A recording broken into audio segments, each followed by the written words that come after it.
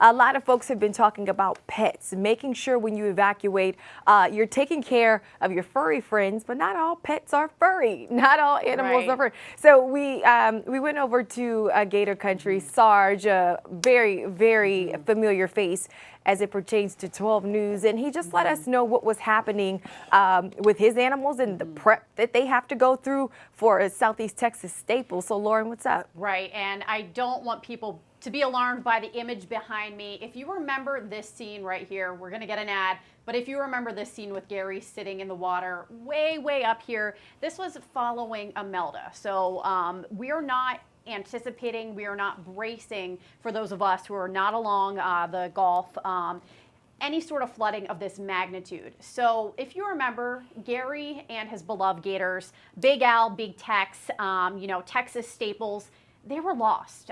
They couldn't find these two animals for several weeks, maybe about a month following Imelda. Well, luckily the gators didn't go very far from where their habitats were located. They were found nearby. But the reason why I'm drawing this comparison is because we're expecting Laura to bring high winds. So according to Gary Sarge, he told me planning for this hurricane has been completely different than planning for Imelda. He says he's having to change the fencing to make sure that the gators are properly encompassed in. And he does believe that the gators will be just fine. And for those of you who are wondering, Big Al and Big Tex, two of the fan favorites here in Southeast Texas, they're going to brace for the storm in their enclosures, Gary said. He just changed the fencing a little to prepare to enclose the gators in their habitats so they'll weather this storm. Now, another reason why I'm bringing Gary Sarge into the conversation is because the Cajun Navy was originally stationed in his property. Now, he's told me about an hour or two ago, the Cajun Navy, they decided to take a step back. They're actually now stationed at the Mount Bellevue Buc-ee's. Who doesn't love Buc-ee's?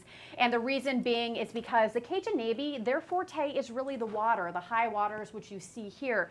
Not those water rescues as opposed to those wind rescues. And since we're anticipating for the majority of the triangle this to be a really big high wind event, they don't anticipate the Cajun Navy having to come in until after the event has passed to help people recover in different ways. We're talking maybe search and find rescues, maybe looking in heavily debris areas for something.